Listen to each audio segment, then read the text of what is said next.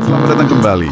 Nah, kali ini kita mau bahas obrolan seru nih dari channel YouTube Radio Rocan. Ngobrolnya sama Abah Doni. Wah, ini musisi country senior dari Bandung. Dan rekamannya ini di tempat yang, cukup punya cerita juga di Bandung. Rumah makan Soto Ojo Lali. Nah, kita udah pegang nih transkrip lengkapnya. Jadi misi kita kali ini ya, ngulik perjalanan Abah Doni di musik country. Terus apa ya pandangannya dia soal skena musik ini sekarang. Dan gimana passionnya itu malah bawa dia ke jalan lain. Termasuk jualan sate, pakai gerobak koboi. Unik banget.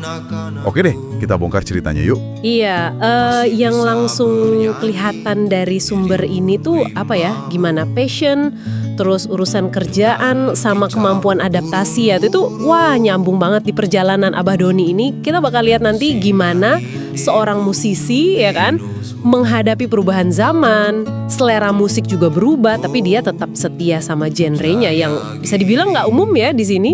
Kita mulai dari akarnya dulu ya. Jadi Abah Doni itu kenal country, justru dari rumah ternyata. Orang tuanya dulu sering banget nyetel kaset-kaset country. Jadi kupingnya udah akrab dari kecil gitu. Kebentuk dari kecil ya. Nah, pas kuliah di Unpad, baru deh dia mulai pegang gitar. Dan langsung nyantol sama country. Sempet juga bikin grup musik, katanya sih ada hubungannya sama UKM pecinta alam di kampusnya, Bulu Aigers itu. Oh, jadi lingkungan berpengaruh juga ya? Banget. Lingkungan emang ngebentuk banget sih minat kita kan. Benar. Pengaruh awal itu kuat. Terus gimana dia mulai serius di musiknya? Nah, masuk ke perjalanan profesionalnya nih.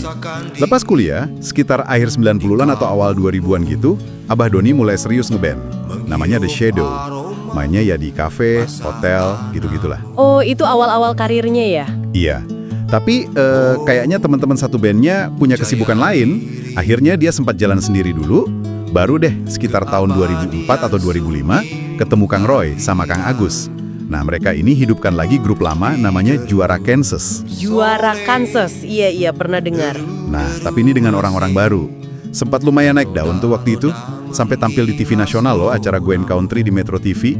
Itu sekitar tahun 2005. Pernah nonton nggak dulu? Wah, sampai masuk TV nasional itu pencapaian bagus loh buat genre country waktu itu. Keren sih. Nah, fase Juara Kansas ini kan jalan cukup lama ya, katanya sampai sekitar 2015 gitu. Tapi kemudian ada perubahan besar nih. Abah Doni mutusin musik udah nggak jadi sumber penghasilan utama lagi. Ini sebenarnya jadi pertanyaan penting sih. Gimana musisi genre spesifik kayak country bisa bertahan hidup ya di industri musik kita? Betul banget pertanyaannya.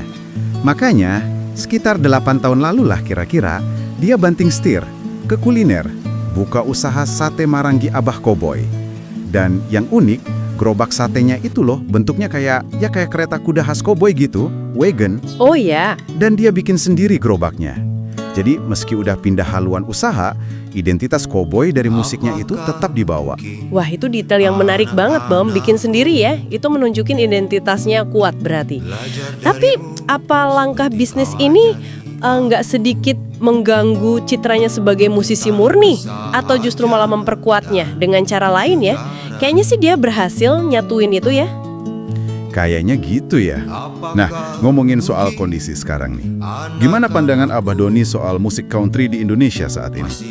Dia terus terang aja bilang kalau country sekarang ini ya minoritas. Beda banget sama era 80-an yang menurutnya rame banget banyak musisinya di Bandung waktu itu. Iya sih. Dinamika industri sama selera pasar memang berubah drastis ya. Dia juga ada keinginan gitu pengen lihat ada generasi baru yang muncul. Sempat sebut nama Leon, musisi muda dari Jakarta. Wajar kalau dia merasa begitu. Mungkin label rekaman juga nggak seagresif dulu yang rilis album country. Tapi yang patut dicatat nih, Abah Doni nggak sekedar bernostalgia atau ya udah pasrah aja gitu. Dia coba cara lain, edukasi. Dia sering bikin semacam workshop gitu, nggak cuma manggung di kafe doang. Tujuannya ya buat nularin virus country ini. Oh, bagus itu. Iya, ngenalin alat musik kayak banjo, cerita sejarahnya, analogi dia juga bagus. Musik itu kayak makanan, mesti dicoba dulu, baru tahu suka atau enggak.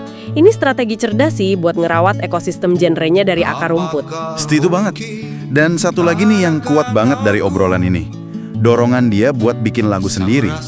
Dia ngaku dari dulu udah pengen banget nulis lagu, tapi ya gitu deh. Kalau main di band kan seringnya dituntut bawain lagu orang lain yang lagi hits, ya kan? Tuntutan pasar lah ya. Nah, iya itu. Nah, ini bagian yang menurut saya paling menarik. Sekarang justru pas dia main musik lagi tapi lebih sebagai hobi atau sampingan, dia malah ngotot mau selipin lagu ciptaannya sendiri di antara lagu cover kalau lagi manggung. Jadi sampai nego loh sama yang punya tempat. Ini kan nunjukin udah bukan lagi soal cari duit dari musik ya. Bener banget, udah beda motifnya ya. Iya, lebih ke soal kepuasan batin, soal pengakuan lah sebagai pencipta, sebagai kreator. Justru karena musik bukan lagi tumpuan hidup utama, dia jadi punya kemewahan buat lebih idealis soal karya orisinalnya. Paradoks yang menarik ya. Jadi, dari obrolan sama Abah Doni ini, kita dapat potret sosok yang, wah, banyak sisi ya. Dia musisi country senior yang loyal banget sama genrenya. Terus dia juga pengusaha kuliner yang tetap bawa identitas musiknya lewat gerobak koboynya itu. Sekaligus jadi orang yang peduli sama kelanjutan musik country lewat edukasi. Perjalanannya ini soal adaptasi, tapi juga soal nggak mau melepasin apa yang dia suka gitu. Betul sekali. Kisah ini nunjukin kalau passion itu nggak harus diekspresiin lewat satu jalan aja kan. Ganti jalur karir itu bukan berarti ninggalin kecintaan kita, tapi bisa jadi nemuin cara baru aja buat menghidupinya. Kegigihan dia nyebarin virus country dan keberaniannya buat tetap menciptakan dan nampilin karya sendiri di tengah genre yang gak lagi jadi sorotan utama, itu poin kuatnya sih. Dia menemukan ruang ekspresi justru ketika tekanan komersialnya berkurang. Menarik. Nah, ini mungkin bisa jadi bahan renungan buat Anda nih. Kalau melihat perjuangan Abah Doni bikin dan mainin lagu originalnya di genre yang terbilang pinggiran ya, sebenarnya apa sih yang paling dibutuhkan supaya sebuah karya kreatif, mau itu yang lagi ngetren atau yang unik sekalipun, bisa dapat tempat dan didengar orang di tengah gempuran konten sekarang ini? Sesuatu untuk Anda pikirkan lebih lanjut ya. Sampai ketemu di penelusuran kita berikutnya.